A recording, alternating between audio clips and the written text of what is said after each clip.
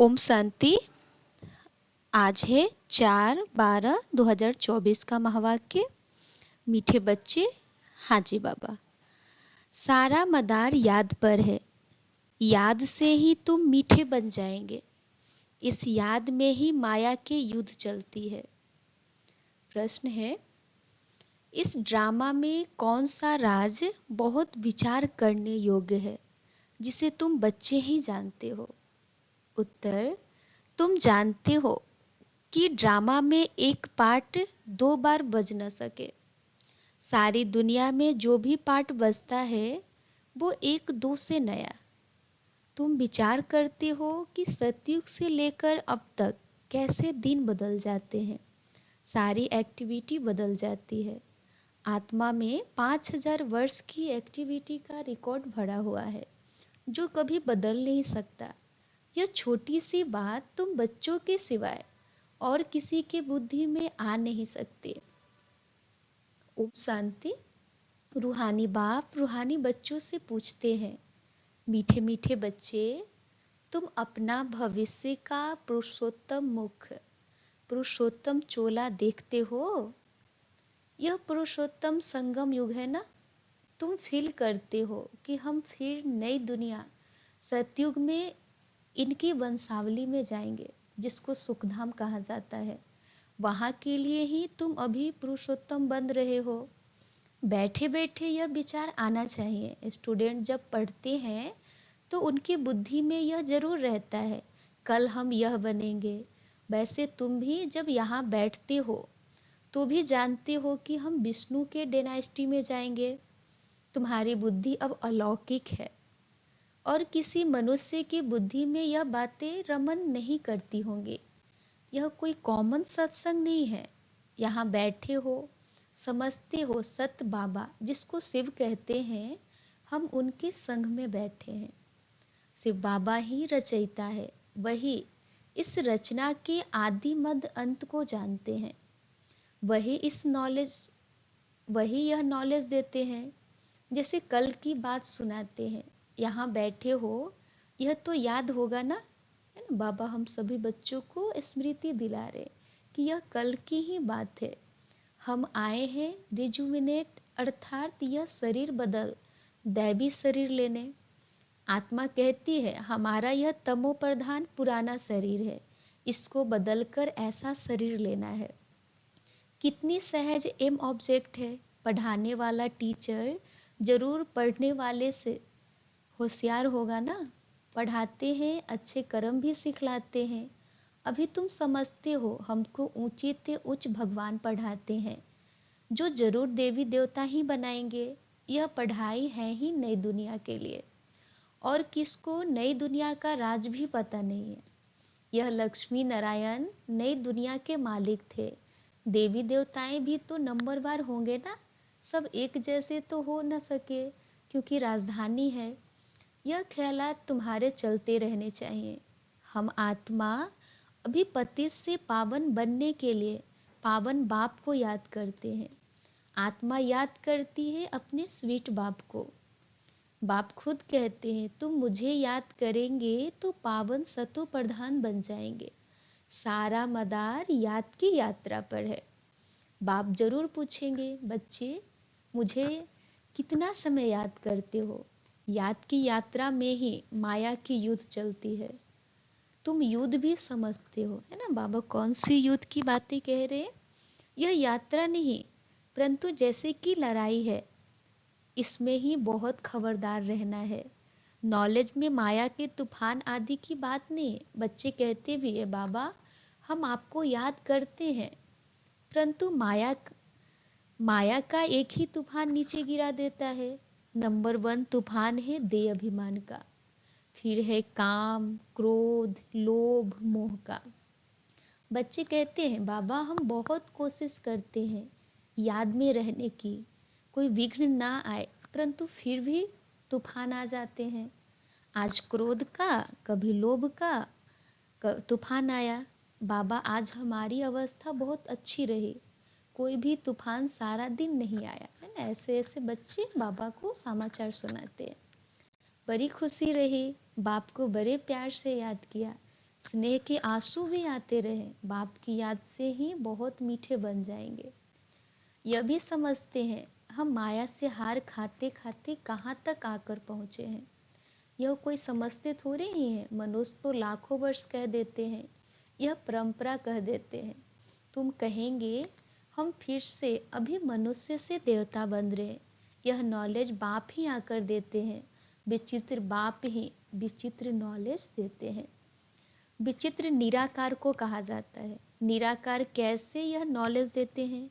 बाप खुद समझाते हैं, मैं कैसे इस तन में आता हूँ। फिर भी मनुष्य मूझते हैं, क्या एक इसी तन में आएगा? परंतु ड्रामा में यही तन निमित्त बनता है, जरा भी चेंज हो नहीं सकती।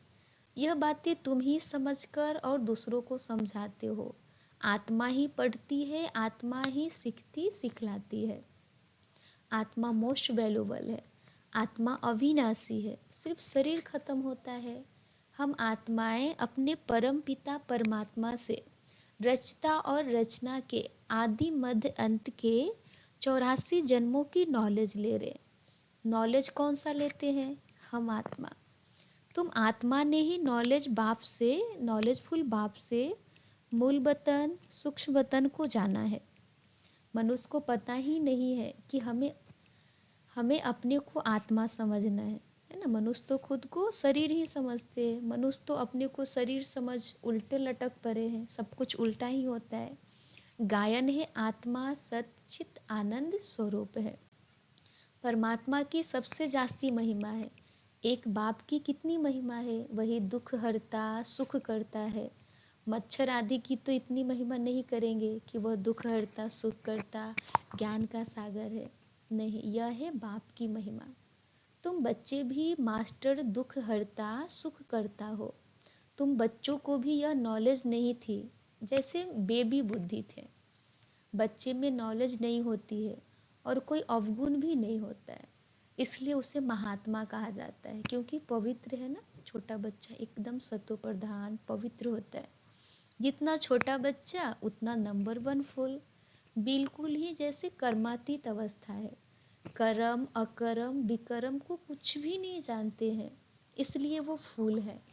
सबको कशिश करते हैं, जैसे एक बाप सभी को कशिश करते हैं। बाप आए ही हैं सभी को कशिश कर खुशबूदार फूल बनाने। कई तो कांटे के कांटे ही रह जाते हैं ना, खुद को परिवर्तन ही नहीं करते हैं। 5 विकारों के वशीभूत होने वाले को कांटा कहा जाता है। नंबर 1 कांटा है देह अभिमान का, जिससे और कांटों का जन्म होता है। कांटों का जंगल बहुत दुख देता है। किस्म किस्म के कांटे जंगल में होते हैं ना, इसलिए इसको दुखधाम कहा जाता है। नई दुनिया में कांटे होते नहीं, इसलिए उसको सुखधाम कहा जाता है। शिव बाबा फूलों का बगीचा लगाते हैं, रावण कांटों का जंगल लगाता है, इसलिए रावण को कांटों की झाड़ियाँ से जलाते हैं और बाप पर फूल चढ़ाते हैं ना। ऐसा भक्ति मार्ग में दिखाते हैं। हर साल बड़े से बड़े रावण बनाकर और उसको जलाते हैं और शिव बाबा पे फूल चढ़ाते हैं। इन बातों को बाप जाने और बच्चे जाने, और ना जाने कोई। तुम बच्चे जानते हो ड्रामा में एक पार्ट 2 बार बज न सके। बुद्धि में है सारी दुनिया में जो पार्ट बजता है वो एक दो से नया। तुम विचार करो सतयुग से लेकर अब तक कैसे दिन बदलता जाता है। सारी एक्टिविटी ही बदल जाती है। 5000 वर्ष की एक्टिविटी का रिकॉर्ड आत्मा में भरा हुआ है, वो कभी बदल नहीं सकता। हर आत्मा में अपना अपना पार्ट भरा हुआ है। यह छोटी सी बात भी कोई की बुद्धि में आ न सके। इस ड्रामा के पास्ट प्रेजेंट और फ्यूचर को तुम जानते हो। यह स्कूल है ना। पवित्र बन बाप को याद करने की पढ़ाई बाप पढ़ाते हैं। यह बातें कभी सोची थी कि बाप आकर ऐसे पतित से पावन बनाने की पढ़ाई पढ़ाएंगे। इस पढ़ाई से ही हम विश्व के मालिक बनेंगे, है ना। कभी भी सोचा भी नहीं था। भक्ति मार्ग के पुस्तक ही अलग है, उसको कभी पढ़ाई नहीं कहा जाता है। ज्ञान के बिना सद्गति हो भी कैसे? बाप बिना ज्ञान कहाँ से आए जिससे सद्गति हो? सद्गति में जब तुम होंगे तब भक्ति करेंगे? नहीं, वहाँ है ही अपार सुख। फिर भक्ति किस लिए? यह ज्ञान अभी ही तुम्हें मिलता है। सारा ज्ञान आत्मा में, सारा ज्ञान आत्मा में है। आत्मा का कोई आत्मा का कोई धर्म होता नहीं। आत्मा जब शरीर धारण करती है फिर कहते हैं फलाने इस धर्म का है। आत्मा का धर्म क्या है? एक तो आत्मा बिंदी मिसल है और शांत स्वरूप है, शांति धाम में रहती है ना? ये तो आत्मा का। अभी बाप समझाते हैं सभी बच्चों का बाप पर हक है। बहुत बच्चे हैं जो और धर्मों में कन्वर्ट हो गए हैं, वो फिर निकलकर अपने असली धर्म में आ जाएंगे। जो देवी देवता धर्म छोड़ दूसरे धर्म में गए हैं वो सभी पत्ते लौट अपनी जगह पर आ जाएंगे। तुम्हें पहले पहले तो बाप का परिचय देना है। इन बातों में ही सब मुझे हुए हैं। तुम बच्चे समझते हो अभी हमें कौन पढ़ाते हैं? कौन पढ़ा रहे? बेहद का बाप शिव बाबा। श्री कृष्ण तो देहधारी है, इनको यानी ब्रह्मा को भी दादा कहेंगे। तुम सब भाई भाई हो ना? फिर है मर्तबे के ऊपर। भाई का शरीर कैसा है, बहन का शरीर कैसा है? आत्मा तो एक छोटा सितारा है। इतनी सारी नॉलेज एक छोटे से सितारे में है। सितारा शरीर के बगैर बात भी नहीं कर सकता। सितारे को पार्ट बजाने के लिए इतने ढेर आर्गन्स मिले हुए हैं। तुम सितारों की दुनिया ही अलग है। आत्मा यहाँ आकर फिर शरीर धारण करती है। शरीर छोटा बड़ा होता है, आत्मा ही अपने बाप को याद करती है, वो भी जब तक शरीर में है ना? शरीर बिगड़ तो हम बाबा को याद भी नहीं कर सकते हैं। घर में आत्मा बाप को याद करेंगी, है ना? परम धाम में आत्मा बाप को याद करेंगी नहीं। वहाँ कुछ भी मालूम नहीं पड़ता है हम कहाँ हैं। आत्मा और परमात्मा दोनों जब शरीर में हैं तब आत्माओं परमात्मा का मेला कहा जाता है। गायन भी है, आत्मा और परमात्मा अलग रहे बहुकाल। कितना समय अलग रहे याद आता है ना? बाबा पूछ रहे कितना समय अलग रहे याद आता है? सेकंड सेकंड पास होते 5,000 वर्ष बीत गए। फिर 1 नंबर से शुरू करना है। एक्यूरेट हिसाब है। अभी तुमसे कोई पूछे इतने इसने कब जन्म लिया तो तुम एक्यूरेट बता सकते हो। श्री कृष्ण ही पहले नंबर में जन्म लेता है। शिव का तो कुछ भी मिनट सेकंड नहीं निकाल सकते। श्री कृष्ण के लिए तिथि तारीख मिनट सेकंड निकाल सकते हो। मनुष्य की घड़ी में फ़र्क पड़ सकता है, शिव बाबा के अवतरण में तो बिल्कुल फ़र्क नहीं पड़ सकता। पता ही नहीं पड़ता कब आया। ऐसे भी नहीं साक्षात्कार हुआ तब आया, नहीं, अंदाज लगा सकते हैं। मिनट सेकंड का हिसाब बता नहीं सकते। उनका अवतरण भी अलौकिक है। वो आते ही है बेहद की रात के समय, है ना? जब इस सृष्टि पे घोर रात्रि अज्ञान की रात्रि होती है तब बाबा को आना पड़ता है। बाकी और भी जो अवतरण आदि होते हैं उनका पता पड़ता है। आत्मा शरीर में प्रवेश करती है, छोटा चोला पहनती है, फिर धीरे धीरे बड़ा होता है। शरीर के साथ आत्मा बाहर आती है। इन सभी बातों को विचार सागर मंथन कर फिर औरों को समझाना होता है। कितने ढेर मनुष्य हैं, एक न मिले दूसरे से। कितना बड़ा मांडवा है, जैसे बड़ा हॉल जिसमें बेहद का नाटक चलता है। तुम बच्चे यहाँ आते हो नर से नारायण बनने के लिए। बाप जो नई सृष्टि रचते हैं उसमें उच्च पद लेने के लिए। बाकी यह जो पुरानी दुनिया है वो तो विनाश होनी है। बाबा द्वारा नई दुनिया की स्थापना हो रही है। बाबा को फिर पालना भी करनी है ना? ब्रह्मा बाबा के द्वारा नई दुनिया की स्थापना हो रही है, फिर बाबा को पालना भी करनी है। जरूर जब यह शरीर छोड़े तब फिर सतयुग में नया शरीर लेकर पालना करे। उसके पहले इस पुरानी दुनिया का विनाश भी होना है। भंबोर को आग लगेगी, पीछे यह भारत ही रहेगा, बाकी तो खलास हो जाएंगे। भारत में भी थोड़े बचेंगे। तुम अब मेहनत कर रहे हो कि विनाश के बाद फिर सजाए ना खाए। बाबा आकर हम सभी बच्चों को इतना पढ़ा रहे हैं, श्रीमत दे रहे हैं ना, और हम बच्चे भी मेहनत करें इसलिए ताकि विनाश के समय कोई सजा ना खाना पड़े, है ना? एकदम शांत स्वरूप, है ना, स्थिर से शरीर को छोड़े। अगर विक्रम विनाश नहीं होंगे तो सजाएं भी खाएंगे और पद भी नहीं मिलेगा। तुमसे जब कोई पूछते हैं तुम किसके पास जाते हो तो बोलो शिव बाबा के पास, जो ब्रह्मा के तन में आया हुआ है। यह ब्रह्मा कोई शिव नहीं है। जितना बाप को जानेंगे तो बाप के साथ प्यार भी रहेगा। बाबा कहते हैं बच्चे तुम और कोई को प्यार नहीं करो, और संग प्यार तोड़ एक संग जोड़ो। जैसे आसुक मासुक होते हैं ना, यह भी ऐसे हैं। 108 सच्चे आशिक बनते हैं, उसमें भी 8 सच्चे सच्चे बनते हैं। 8 की भी माला होती है ना, 9 रत्न गाए हुए हैं, 8 दाने और 9वां बाबा। मुख्य है 8 देवताएं। फिर 16,108 शहजादे शहजादियों का कुटुंब बनता है। त्रेता अंत तक बाबा तो हथेली पर बहिष्ठ दिखलाते हैं, तुम बच्चों को नशा है कि हम तो सृष्टि के मालिक बनते हैं। बाबा से ऐसा सौदा करना है, कहते हैं कोई बिरला व्यापारी यह सौदा करे, ऐसे कोई व्यापारी थोड़े ही है।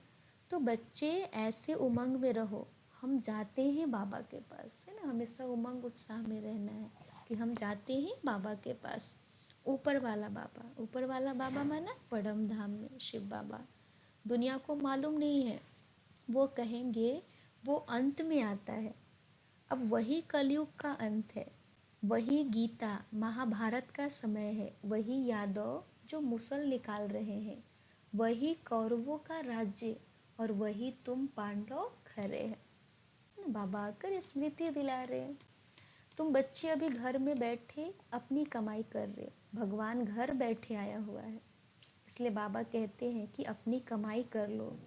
यह हीरे जैसा जन्म अमलोक गाया हुआ है, अब इसको कौड़ी बदले खोना नहीं है। हाँ, कौड़ी के पीछे जाना नहीं है। अब तुम इस सारी दुनिया को राम राज्य बनाते हो, तुमको शिव से शक्ति मिल रही है। बाकी आजकल कईयों की अकाले मृत्यु भी हो जाती है। बाबा बुद्धि का ताला खोलता है और माया बुद्धि का ताला बंद कर देती है। अब तुम माताओं को ही ज्ञान का कलश मिला हुआ है, अबलाओं को बल देने वाला वह है, यही ज्ञान अमृत है। शास्त्रों के ज्ञान को कोई अमृत नहीं कहा जाता है। अच्छा, मीठे मीठे सिखलते बच्चों की माता पिता बाप दादा का याद प्यार और गुड मॉर्निंग। रूहानी बाप की रूहानी बच्चों को नमस्ते।